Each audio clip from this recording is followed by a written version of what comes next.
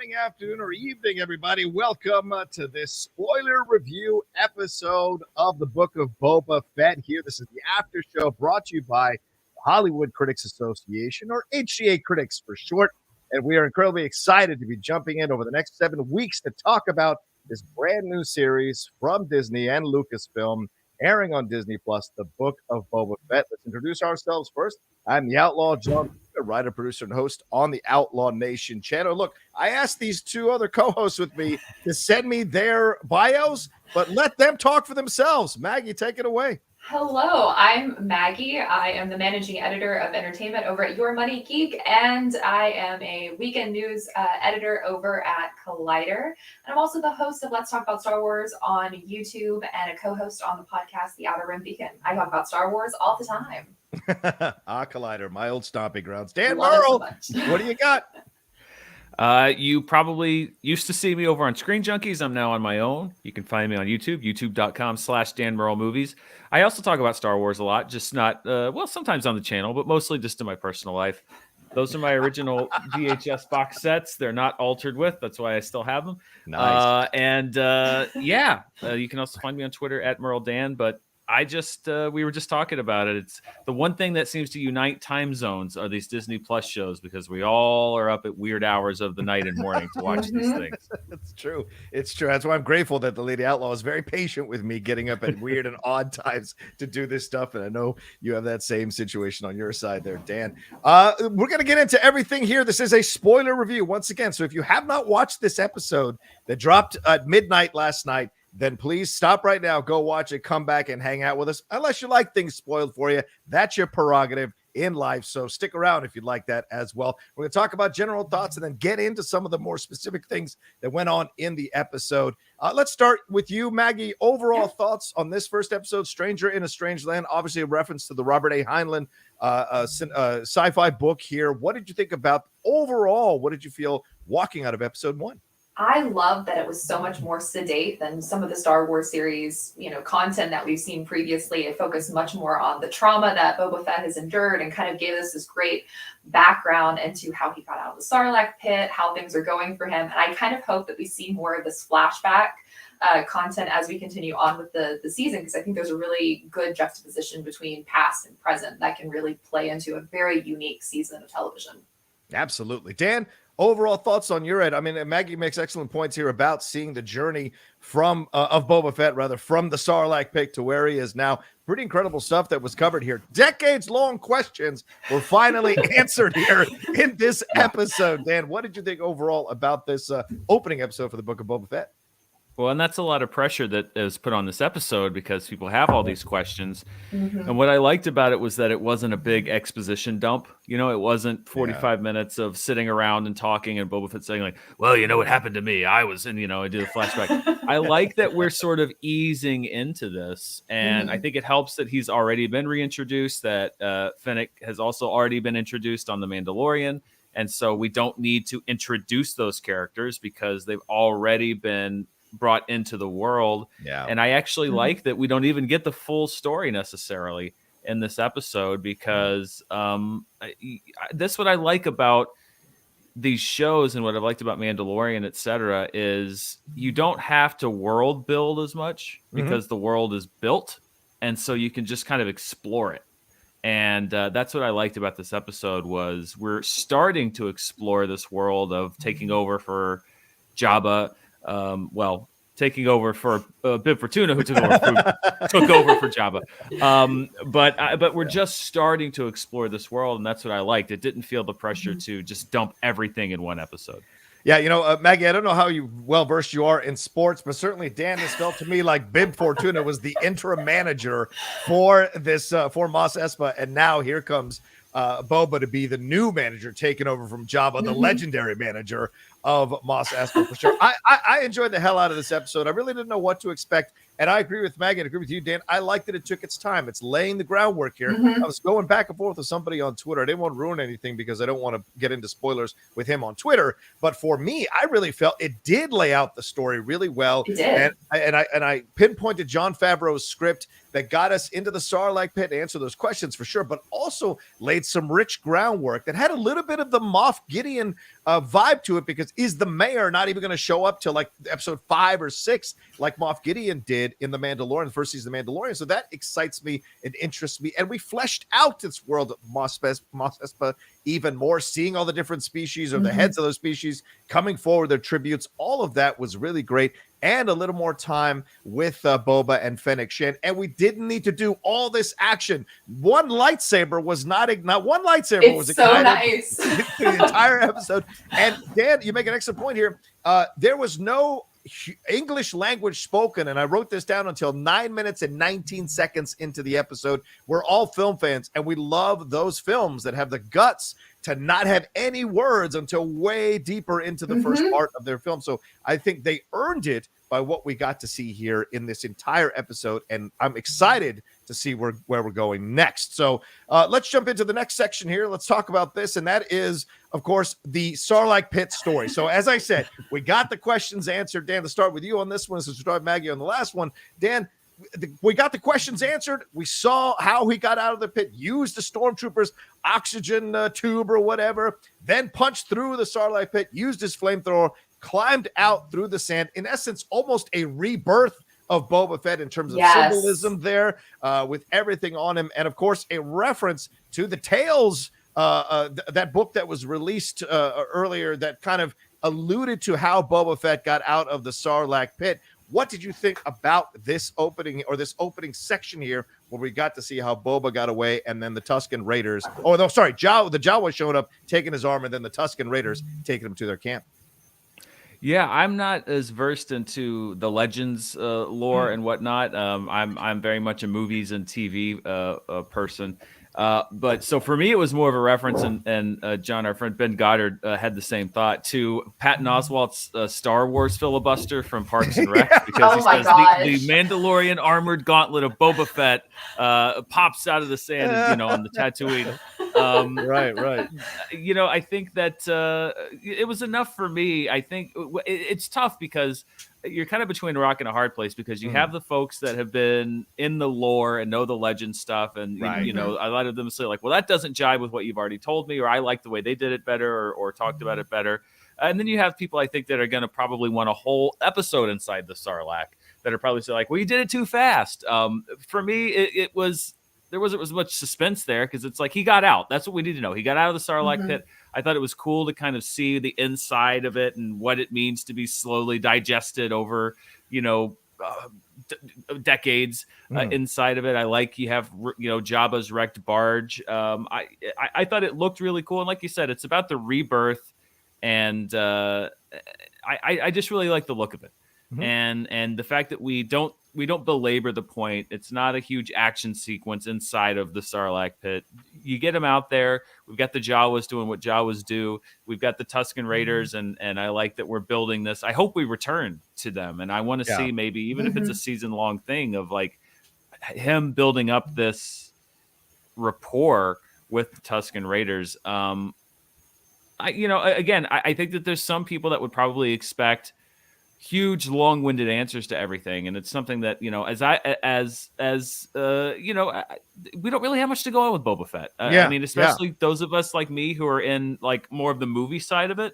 He's barely been in Star Wars, so I don't have a whole lot of weight and expectations on like, it should have looked like this, it should have looked like that. Right. That's a great point you bring up here, Dan.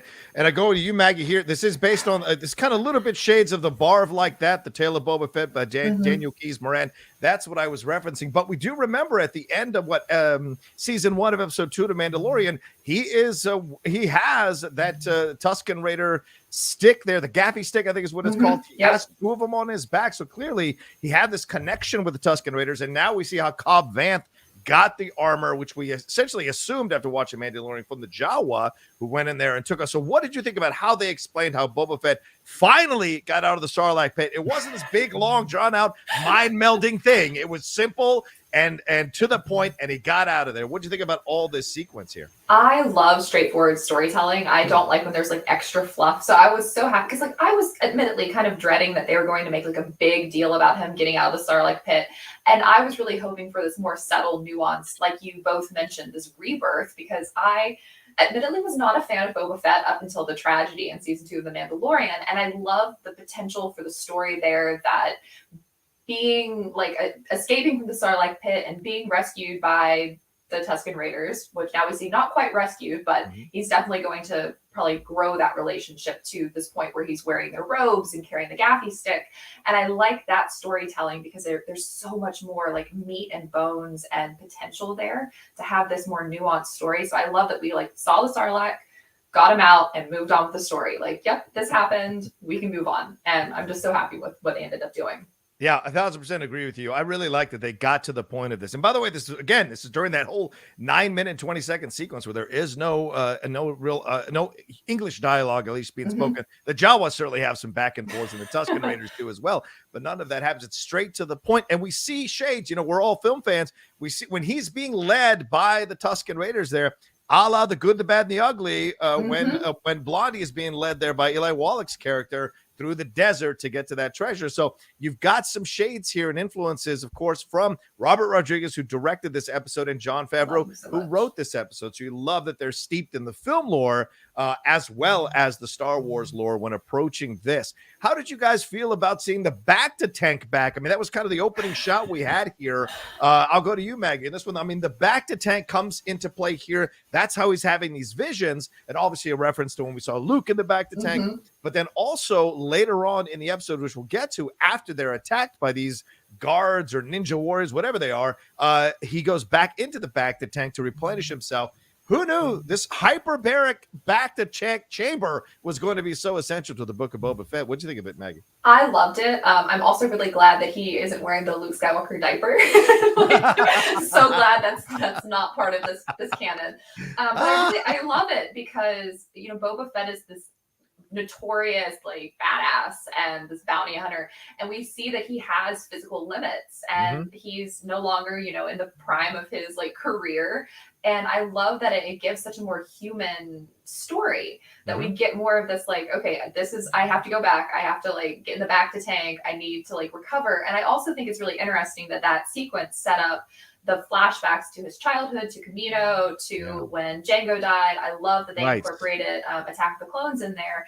And I like the little reference that he says to Fennec that the nightmares are back, or the dreams are back. And I think that's definitely going to be something we see threads of moving on, that just didn't feel like a throwaway line. And so I wonder if the Bacta tank, thinking of it as like a video game, is that place where we can recover and see memories. Because I've noticed, especially with The Mandalorian, it has a very similar feel to video games. We had the armory, you had to go back to the armorer to get new weapons, and you have to go to these different points. And so I wonder if that same kind of style is going to carry through, and certain points within Boba and Fennec's palace, since it's no longer Jabba's palace, are going to play kind of places that we see them go back to kind of get more of the story.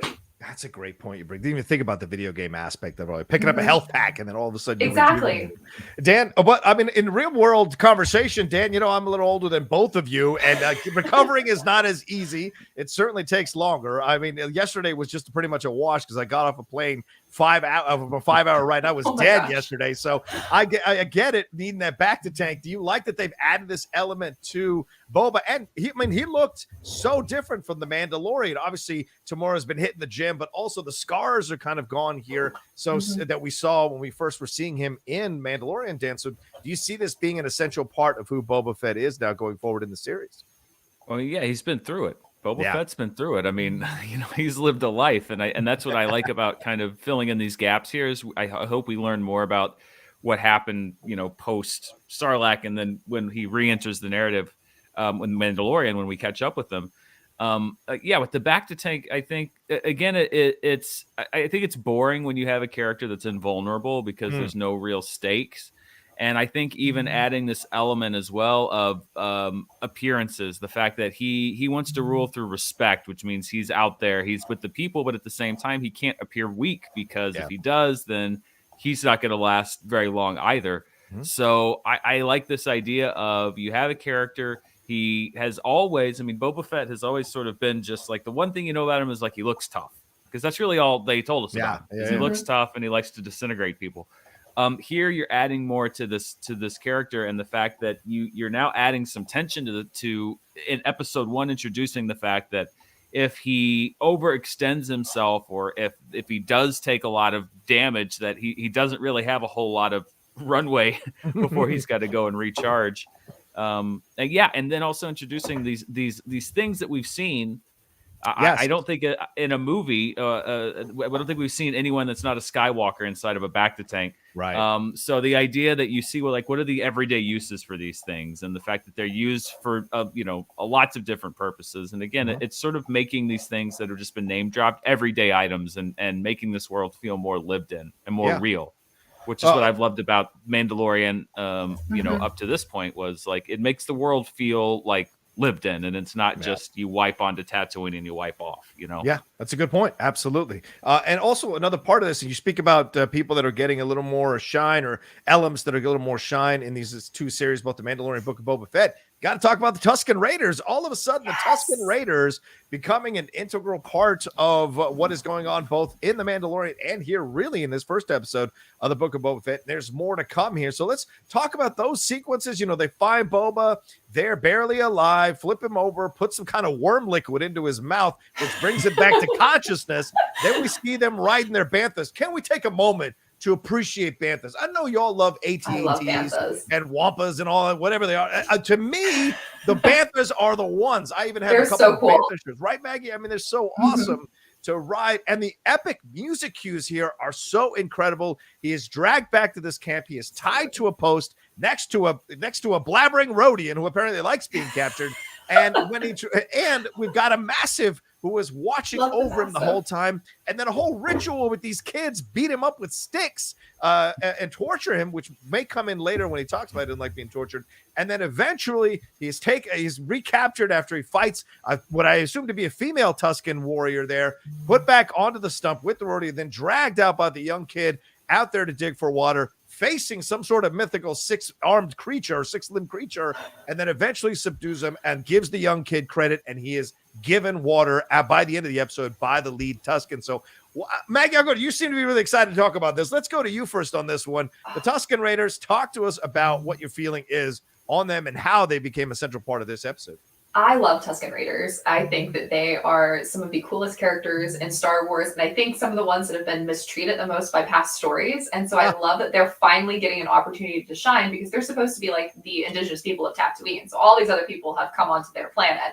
The Mandalorian season 2 had a really good moment when Din works with them and he uses their sign language and he's friendly with their Massive and stuff. So when Boba was being mean to the Massive, I was like, I know why you're doing this, but this better come full circle by the end of this, and you better be working with the Tuscan Raiders, or I'm going to be very disappointed.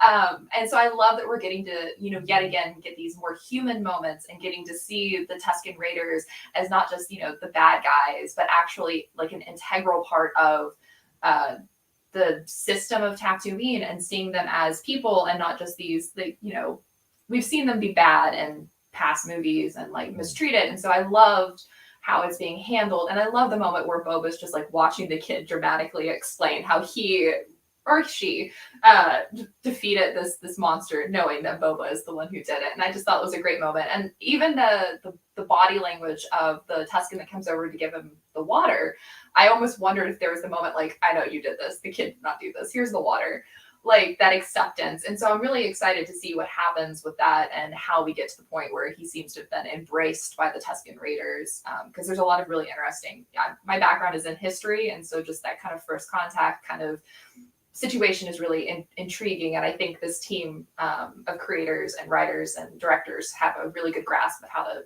make it more palatable.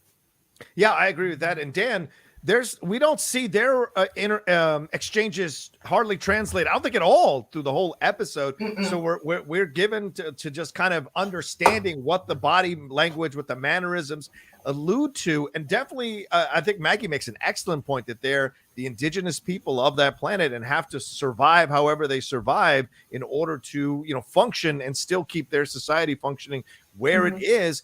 What did you think about getting a little more in-depth experience with the culture of the Tuscans? I don't even want to say Tuscan Raiders anymore, or Sandy, whatever they say. I just want to say Tuscans. What did you think about getting more in-depth into their culture, man? Well, I think it goes back to that idea of making the world feel more lived in.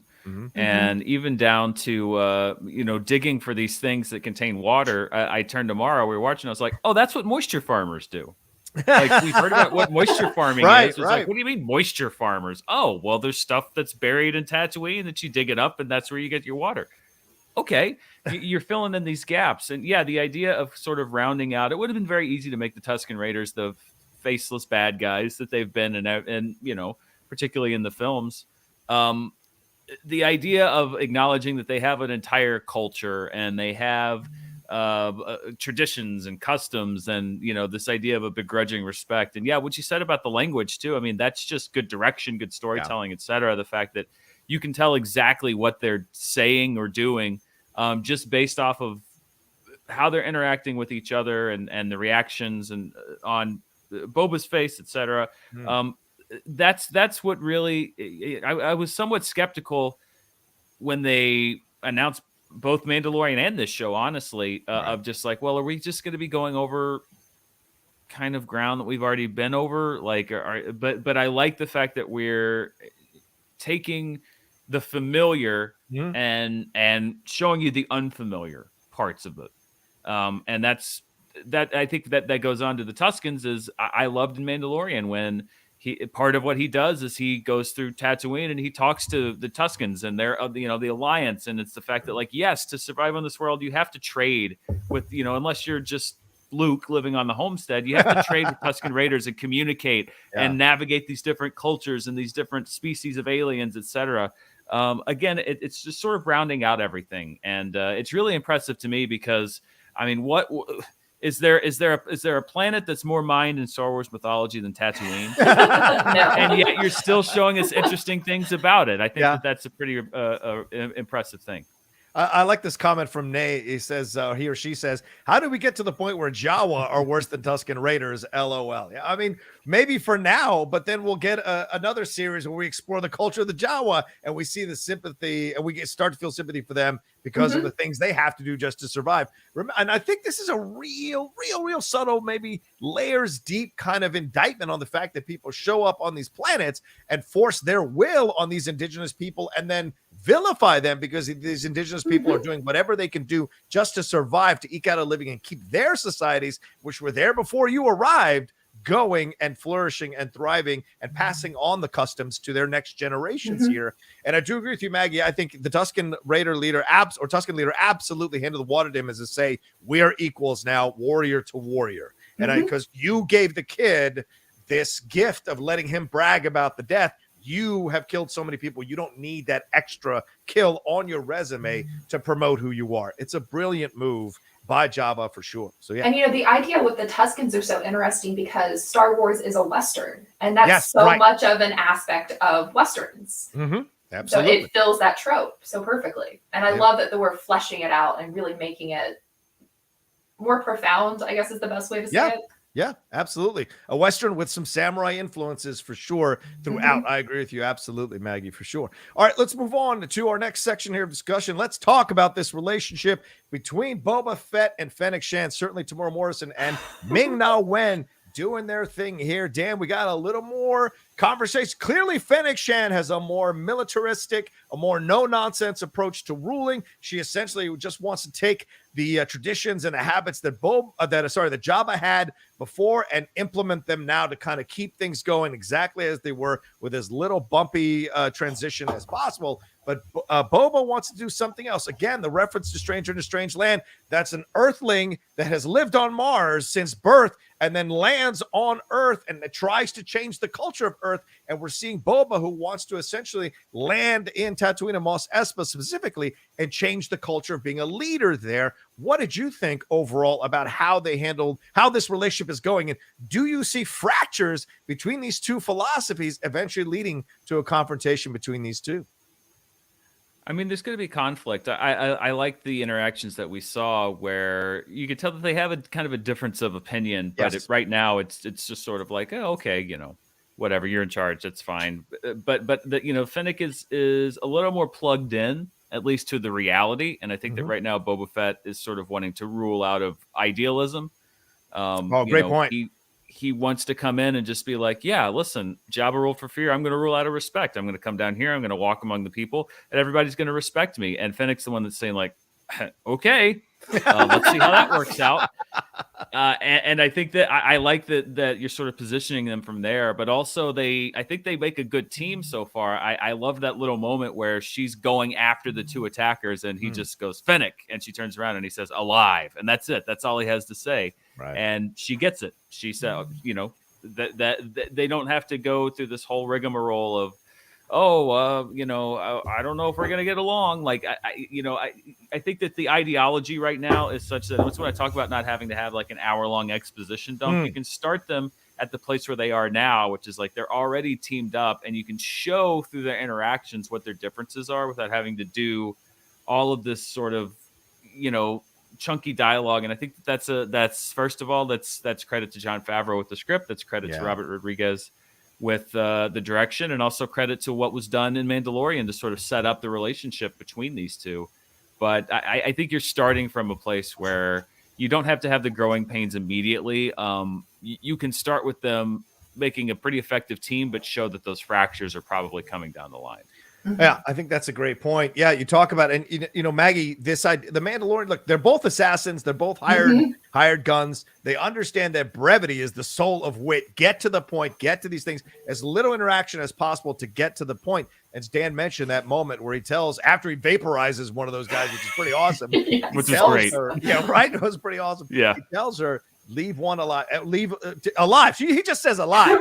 Alive. She makes the decision. Like, just one. Yeah. So what do you think about this interaction between them? What do you think about this relationship? We're getting a little more of the chemistry here. And remember, Fennec Shand's commitment to Boba is essentially because he saved her life and put her back together. So is there a line to where she's done paying him back and this could lead to a conflict down the road? Or is this going to be kind of a yin-yang relationship between them as they go forward ruling Mos Espa? I have so many feelings. I'm actually wearing my Boba Heart Fennec shirt because I'm a shipper. But I love their dynamic. I really love their dynamic in The Tragedy. I owe a lot of that, I think, credit to Robert Rodriguez. They've had a very similar vibe to like Desperado or even like The Parents and Spy Kids. Like, huge Rodriguez fan. Certainly. But that dynamic between them, and I love that even in Mandalorian, there was a lot of subtle looks between them where they communicated without having to use words. And so it was great to see that carry through with like brevity is the soul of wit with them. And it will be really interesting to see if we carry through some of the stuff that we've learned from The Bad Batch, which Fennec was in, which is the animated series that premiered back in May. And the fact that, she essentially was hired at a point to track down his unknown sister. That we have no idea if he knows that Omega is in existence, if we don't actually know where Omega is. So it'll be interesting to see if that comes into play. I almost wonder if that will end up happening somewhere else down the line, because I feel like 7 episodes isn't a lot of time to develop all of that. But I really think their dynamic's interesting because they're very much good cop, bad cop, which ultimately can work really well as a duo, like leading, because you have the person who's like, okay, we're gonna kill these guys because they're not gonna give us our money, and then you have, no, let's listen to them, let's let them talk. And so I think that might help them rule better than Jabba did, because Jabba just was tyrannical king. But I'm really interested to see what's gonna happen, because like I secretly want them to like be a thing, but like I'll be fine if they're just friends. And I'm really excited to see like the flashback of when he saves her from where she was left for dead after being shot by Tor Calican in season 1 of Mandalorian, and just to see how all of that happens. Like I have headcanons, and I'm just like curious to see like how that all unfolds. Right. I mean, they're essentially the mom and dad of Mos Espa, except they're throwing the typical gender stereotypes where she's more of the hard ass and Boba is more of the ruling with a little more of a magnanimous or a little more perspective in his approach, for sure. I agree with you. I love it as well. And even more, it's so exciting to have Temuera Morrison and Ming-Na Wen. Yes, of course. Older actors kicking ass and just like filling the screen with so much energy. Older actors of color as well, which I think is fantastic. I have to highlight that from my own personal perspective. All right, let's discuss the tribute scene and the mayor's role in all of this, and Garza Fwip's role in all this. The great Jennifer Beals coming in, seamlessly transitioning into Star Wars like crazy. So great to see her being a part of this. But this tribute scene, so interesting. We have a number of species that come through here, Maggie. Certainly a Trandoshan here, possibly holding a Wookiee pelt. We think. Oh, that was cold-blooded. My mom goes, "That's not Chewbacca, is it?" And I was like, no. Just one of his cousins. Just one of his cousins. Yeah. Who knows? Yeah, but yeah, certainly that. And of course, I immediately thought of Sid in the Bad Batch, because I think Sid had a Wookiee pelt there as well. And there's certainly a history of the Trandoshans and the Wookiees getting into it. So a nice little reference there. We also had the first species, I forget, I can't have it right now in my notes, coming in with some tribute there as well. And then the mayor's domo comes in, not the mayor himself, a little bit of a reference to the Japanese approach to things. And I think the Trandoshan calls him a daimyo, which is essentially a feudal lord in Japan. So kind of those aspects through this. So what do you think of all of this leading to the mayor's domo, essentially kind of alluding to the fact that he was going to get visited by another party, and then asking for tribute from Boba and only offering his congratulations from the mayor? Audacity. But I think we're going to see a lot of this, especially based off some of the trailers with like the feast that he has and inviting all of these people in the surrounding areas of Tatooine, of trying to figure out who's for and who's against him. Yeah. And it was interesting to see, even so early on, kind of laying it out that like some people are going to be pushing their luck, and Fennec is going to want to kill them, and Boba's like, no, we're not going to do that. But I have to say that the droid in this, I wish I had made the note of the droid's name, was Matt Berry. It was Matt Berry. Yeah. I was so excited. I'm a huge What We Do in the Shadows fans. I was like, oh my God, Matt Berry. But I loved all these little like intricate moments that we got in this. And again, I think, Dan, you mentioned this, like really building out Tatooine and seeing more of the people, because we know these people exist. We know, kind of in essence, but now we're finally getting to see them come to pay tribute to the new crime lord. And I kind of loved Boba's dialogue here too. Like, I'm the crime lord. He's supposed to be paying me. And just, it kind of goes to show that Boba is a little bit naive and where he thinks this is leading. Yeah. And I see a comment down in the comments about the Gamorrean guards. That whole scene was so great too in the sequence. Yeah, we had an Aqualish, then a Trandoshan, then the mayor, then the Gamorrean guards, and and Fennec did not want to spare them, wanted Boba to torture them. Boba's like, no. They'll swear their loyalty to me, and he doesn't like torture, and I think that's a reference to what he endures with the Tuscan Raiders. But that droid, Dan 8D8, we saw him torturing droids, and I think Return of the Jedi. So certainly there's a history here, and that droid was also warning Boba that his way of doing things ain't gonna necessarily work here, so it's gonna be a rough ride for him. So what did you think about this whole tribute scene? What do you think it's alluding to and referencing, and these references to feudal Japan? What did you think about that? Well, see, I'm kind of weird because I love Star Wars and I love the space battles and stuff, but like I would be delighted if we don't go into space at all on this show. I'm serious. Like, no, I'm right with you. This is the kind of stuff that fascinates me. Like, I want to know what the societal how it works in Mos Espa, and like how Boba Fett is going to be able to rule the underworld, and the mayor, and the politics, and the intrigue, and the negotiation, and they're like, oh, what? Wait, no, you're not giving me tribute. You want me to give you tribute? And just the things like walking into an establishment, and you hand them your helmets, and it comes back loaded with money. This is the kind of stuff that I like, because I love the space battles, and Star Wars has certainly given us lots of those. But this is the kind of stuff that I like for a weekly series, which is you've got intrigue, you can build up these characters, and you don't need to go like, all right, well, when are we going off Tatooine? Like, when does the adventure begin? Like, to me, this is kind of the adventure.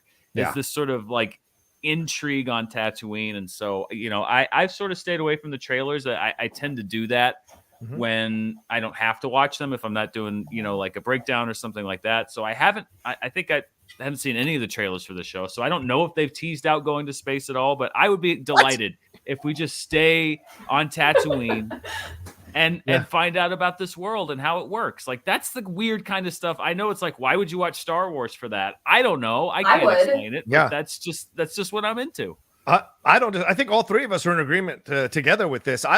We've gotten enough space battles. Let's go street level. You know, Marvel is spinning out into the universe, way out into the galaxy, but they're not forgetting the street level approach with all these series coming out with Moon Knight and She-Hulk. And, you know, if you haven't seen Spider-Man No Way Home, I don't want to make that reference, but certainly there's going to be street level stuff going on along with the way out there in the galaxy stuff that we're going to be getting. So yeah, it's a great point you make, Dan. Street level Star Wars. And I wonder if some of this is influenced by Lucas's script for that Underworld series that he wrote, right? Apparently he wrote 60 scripts of episodes for that series. So I wonder, because of certain connections to George Lucas, I wonder if maybe some of that has kind of crept in behind the scenes and influenced some of the stuff that we're going to be seeing in this series.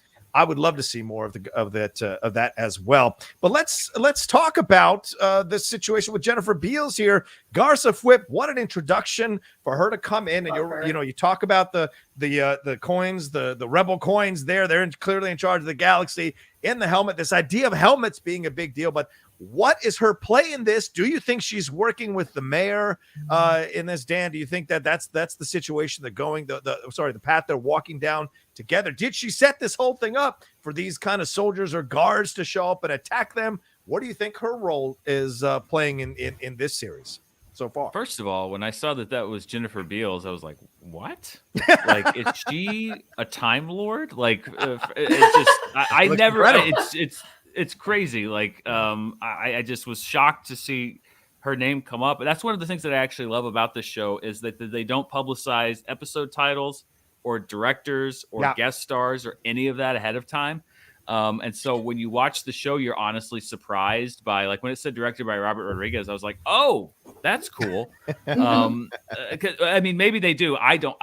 Again, that's not information that I seek out. Right. But to see names pop up, like, to see Jennifer Beals pop up in an episode, or to see Robert Rodriguez himself pop up in an episode as he did last night, that's always a lot of fun. And again, I think to me that this sort of pays off a little bit of what the new trilogy did not pay off with Maz Kanata, which is what I always liked, was like, how does she hold together this little thing that she's got going on here, and the different factions and whatnot, and so I like this idea of you're almost introducing a femme fatale perhaps into this show, or another ally. You don't quite know where she stands, but if you want to bring in, we talked about westerns, I think you have a lot of runway to bring in elements from film noir into this as well, and this sort of like shifting alliances and who can you trust and who can you not trust.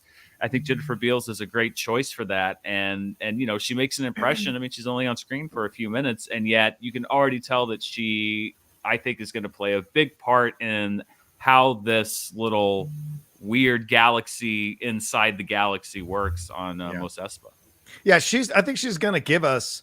Yeah, it's a great point, Dan, to give us like kind of like the ground-based criminal side of things, what she has to do in essence to survive as a female owner of this. What is her exploration as a Twi'lek? What is her thing? Is she connected to the Twi'lek that was killed by Jabba? The dancer was killed by Jabba. Is there a connection there possibly? Who knows? And there's so much to explore. Also, I want to point this out. We talked about Temuera Morrison and Ming-Na Wen, these actors. I mean, Temuera is 61. Ming-Na Wen is 58. Jennifer Beals is also 58, Maggie. This is insane. 60 it makes is the me new so 30. happy. It makes me so happy. But what do you think about her? I mean, there was such a confidence and such a relaxed approach to this role. This is a veteran actress, obviously, since Flashdance. We've seen her for 4 decades doing her thing. What did you think about her sliding into this and the role she might be playing? And do you think she is working with the mayor possibly with her own ideas about who should be running Mos Espa? I'm so excited about having her in the show. I remember a couple weeks ago, there was the interview because she popped up in one of the teasers, and she did an interview saying that she didn't even know she was in Star Wars when she initially was cast. Like, no idea, which I love. I love stories like that.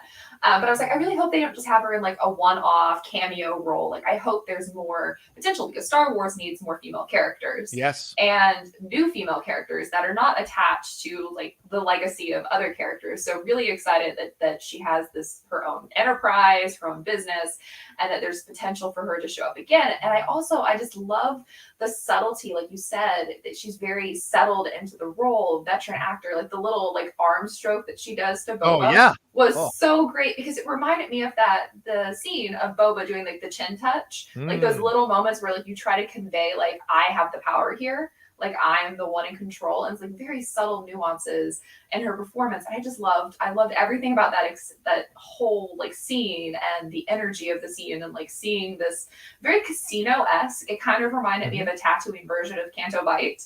Lots of grandeur, people gambling, having a good time. Max Rebo band playing in the corner.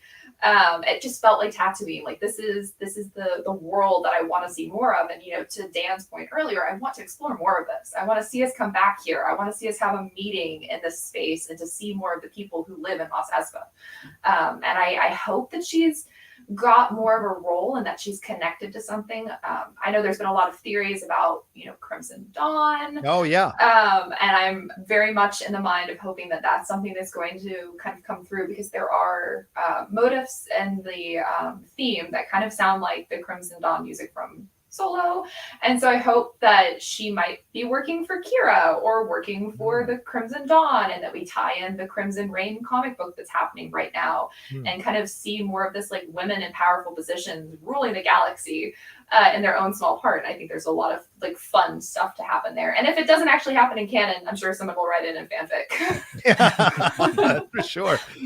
Speaking of fun stuff, yeah, you mentioned Max Rebo. So great to see him still doing his thing. And I think he's there with Was it Max Rebo? Because I thought he was on Jabba's barge. Did he escape? I think he escaped. I'll defer to the experts here. It seems like he escaped, and Figure and Dan seems like they've come together as this new power duo from A New Hope and from Return of the Jedi to create this new band. And what they were playing had shades of Desperado El Mariachi music. Yes. And it sounded like the Cantina Band song from New Hope, but done in a completely different way. And even Figure and Dan had himself a little bit of a solo on there that was very much like a mariachi. Obviously, right? Max Rebo cover band.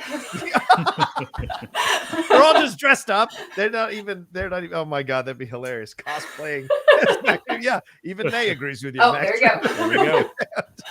Oh, and I don't want to move past this real quick without giving Maggie some love on the Matt Berry reference. That's great. Yes, absolutely. He's the voice of 828, I think it is the droid.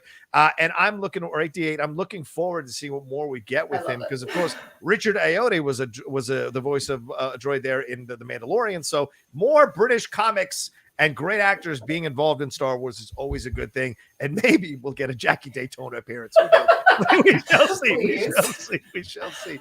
But let's kind of talk a little more generally about the episode. Dan, I'll go to you first actually, Maggie, I'll go to you first on this one. Is there something that's really stood out for you throughout this first episode that you were surprised by, or a number of things that you really kind of latched onto and were very happy that they highlighted and focused on in this episode? I think the Tuscan Raiders, the Tuscans have been so interesting to me for a long time, and getting to see them and their culture and how they interact with each other, and to see their children, and to see, the hierarchy and how they operate when they do bring in a prisoner.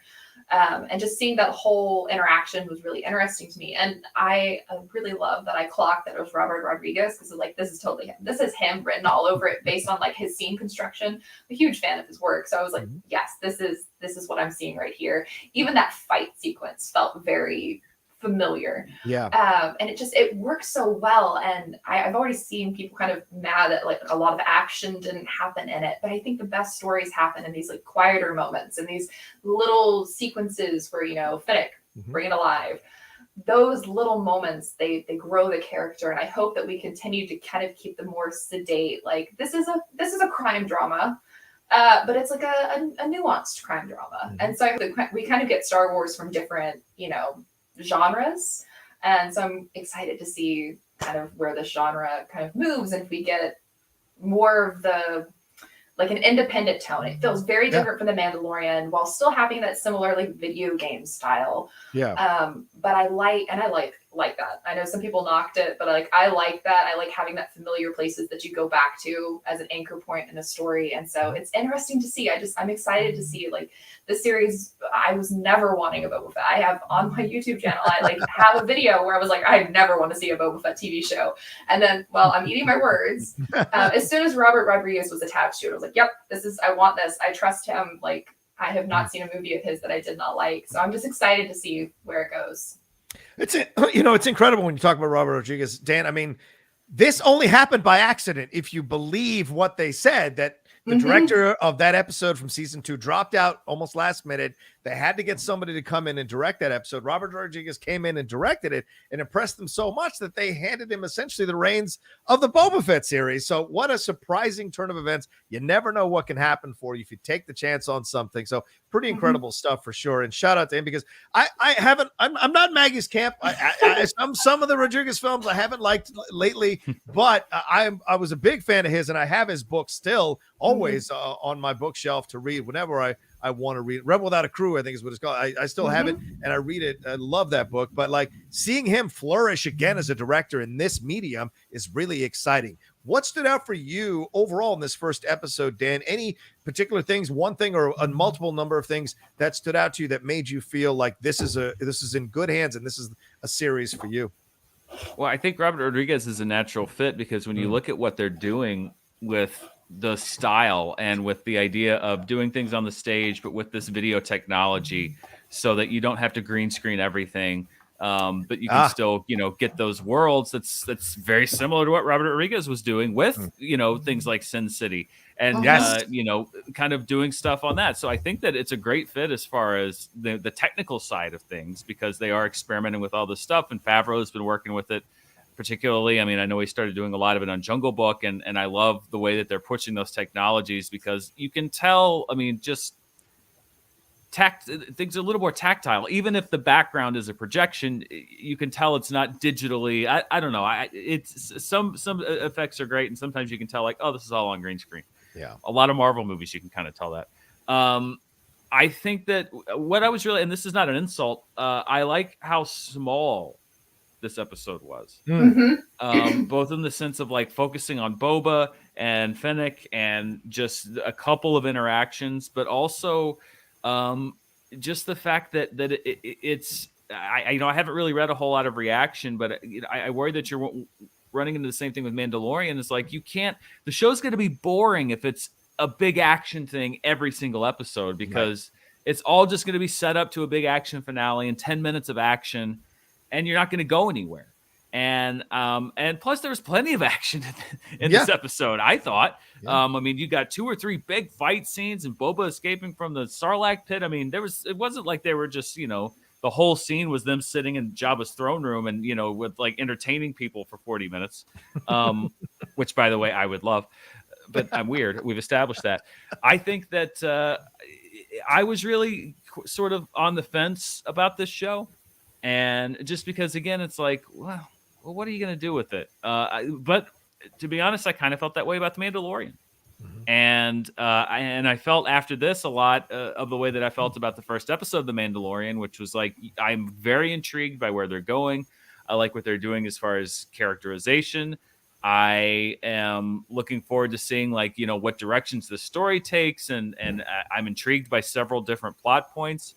And I like the fact, again, that they don't feel the pressure to do a big reveal like the child at the end of the first episode of Mandalorian. It's very much telling you, listen, this is a show about the underworld. This is what this show is going to be. We're going to be going into these seedy bars and talking to these politicians and stuff. Yeah. And I hope that people get on board with it, because that's, at this point from Star Wars, that's a lot of what I'm interested in, is like, what did these little corners and pockets of the galaxy look like?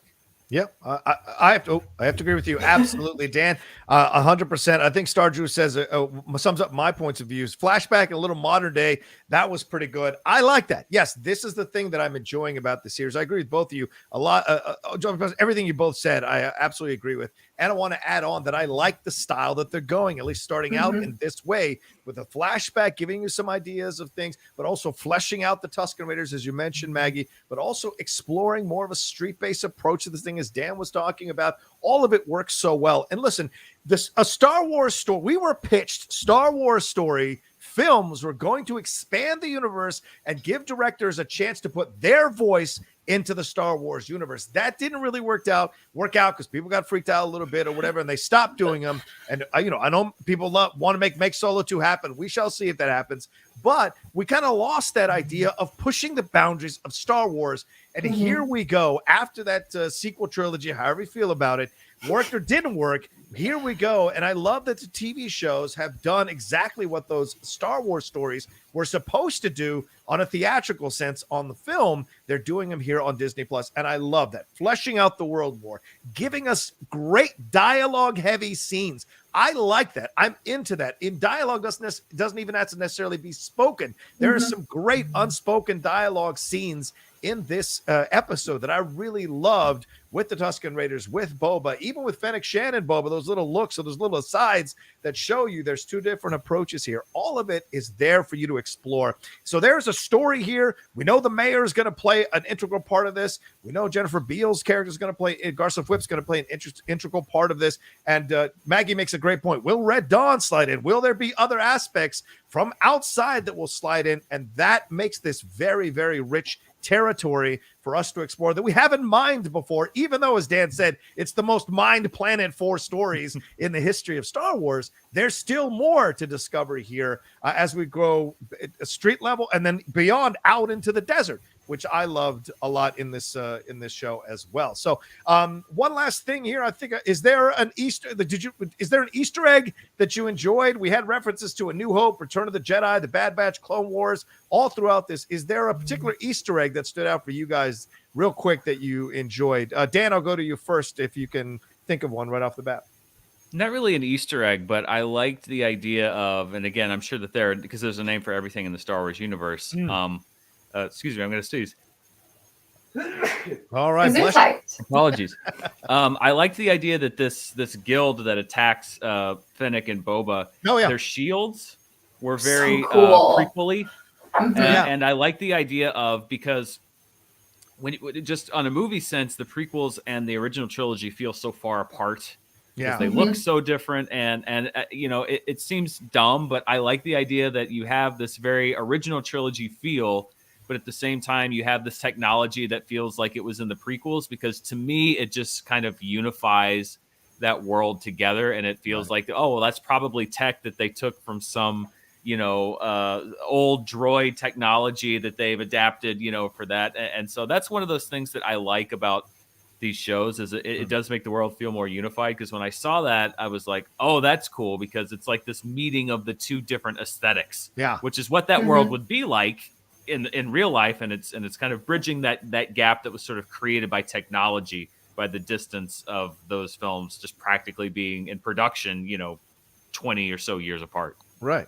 Great point. I thought those shields are really interesting, because in the credits, the concept art for them had them as blue. So I wondered what made them change it to the orange glow that they had. Maybe because the sticks that they were wielding were blue electric stuff. Yeah. Well, also the red stuff, I think that's an allusion to, as you said, in the prequel trilogy, Dan, we see those things come down and the Jedi. It's the same kind of orange color that we'd see in the prequels. And it felt very similar. And so I like those kinds of things. It's very subtle, but it just kind of underscores that, like, hey, this is a shared universe. That wasn't two distinct eras. Like, other than being separated by, X amount of decades, like, there is technology that goes back and forth in both of these universes. Also, it shows you how much knowledge Favreau, and I'm sure Filoni in consultation, have about the Star Wars universe, along with Robert Rodriguez. They've been doing that through the first 2 seasons of Mandalorian, finding little things to bring into that you saw in passing in a previous film or show or whatever. Maggie, what Easter egg stood out for you, or is there a reference that you really enjoyed seeing here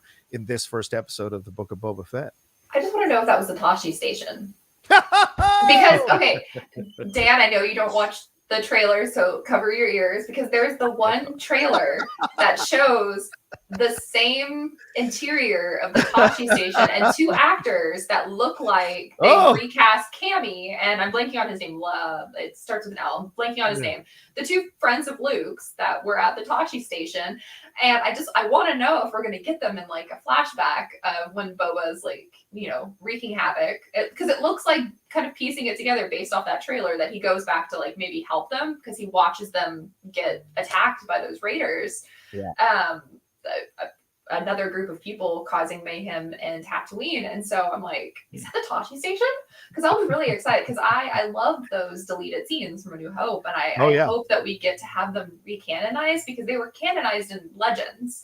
Yeah. And to have them kind of brought back in would make me, as an expanded universe fan, very happy. I have a bookshelf of my EU books, and I would love more of that to come back into the current canon. So that was fun. Has me wondering what's going to happen next. Well, let's get a Biggs Dark Letter series. I'm in with you for sure. Lays Loniosner, I think, is who you were thinking of as the other person for sure. Yes. Yeah, I love that's a great. I didn't even think that could be the Tashi station. That's awesome. I don't think I liked all the. I love the Fennec Shand jump. I mean, that was such a reference to Bad Batcher jumping on all the roofs there in that fight sequence. I really enjoyed that. And I'm just going to go back to the Banthas. I love the Banthas and the idea of a protocol droid. Yeah, who's going to be the protocol droid that comes in that Boba was asking for? Where is that going to lead us to? And I love that we got the elements of Attack of the Clones. We've got Kamino. We got him holding Jango Fett's helmet.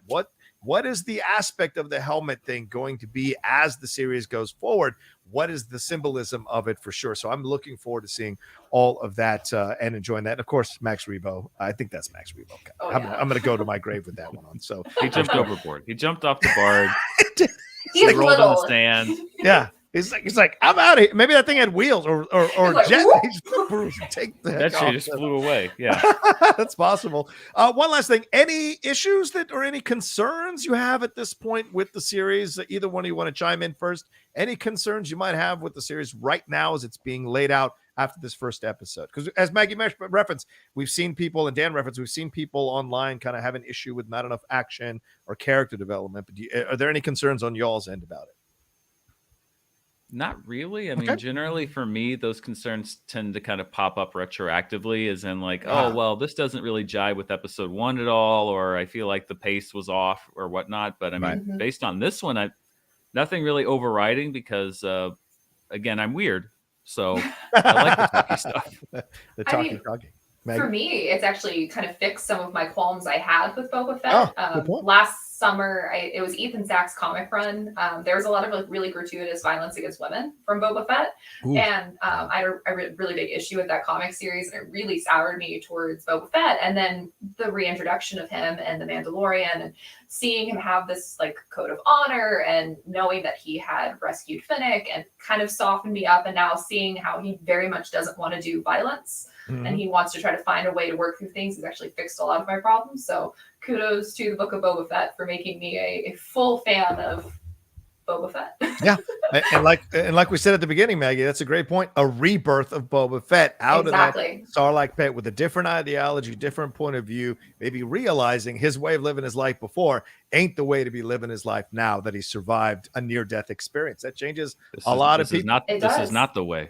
Yeah, exactly. This is not good. Good point. That should be the thing. I love that. All right. Well, thank you all so much for joining us here for this live spoiler review after show for the Book of Boba Fett. Let us know what you thought of the references. Let us know what you thought of the show itself and what you thought as an opening episode for this series down in the comment section below here on the YouTube page. For sure. Tweet at us all here. Let us know what you thought about what we talked about. Did we miss anything? Let us know. We're always open to it for sure. I want to thank Maggie Lovitt. I want to thank Dan Merle for joining us here. We are the three going forward, and Laura Esco will be joining us next week as the fourth and possibly rotating fourth or permanent fourth. We don't know. It's up in the air right now, but I want to tell you, this is the crew for the next 7 weeks to talk about it. Maggie, thanks so much. Where can they find you and everything you got going on? Thank you so much for having me. You can follow me on Twitter at Maggie of the Town, and I have a link tree in my bio to make it very easy because I have a ton of podcasts in various different places where I write. So that's where you can find me. I have no experience with that at all. Oh, yes, I do. Dan Merle, where can they find you, brother man? On Twitter at Merle Dan, on YouTube, youtube.com/Dan Merle Movies. I'm also on Patreon, patreon.com/Dan Merle. And everything I do on YouTube is also available as a podcast. You can just search for Dan Merle Podcast. That's on Spotify, Apple, Stitcher, Audible, wherever you like to listen to podcasts. We're probably on there. Yeah, there you go. Awesome stuff. As for me, you can find me at The Roca Says on Twitter and on Instagram. The old man's on Twitch as well. The Outlaw Nation there, having some fun. And I might even jump into TikTok. God help us all. I got numerous podcasts out there, the Cinephiles, the Geek Buddies, and the Top 10 for y'all to listen to. And my own YouTube channel, youtube.com/John Roca Says, where we passed 20,000 subscribers just a couple of days ago, which, for other people, not that big of a deal, but for me, a big deal for sure. So I'm very happy about that. And we definitely have a Star Wars show there called The Jedi Way, and the Geek Buddies will be doing our own spoiler review episode, of this episode for sure. All right, y'all, take care of yourselves. Follow everything the Hollywood Critics Association does. We thank them so much for bringing us together to do this review. We'll see you again for the next 6 weeks of this series, Book of Boba Fett. Y'all take care until then, and have a very happy and safe new year in your world. Peace.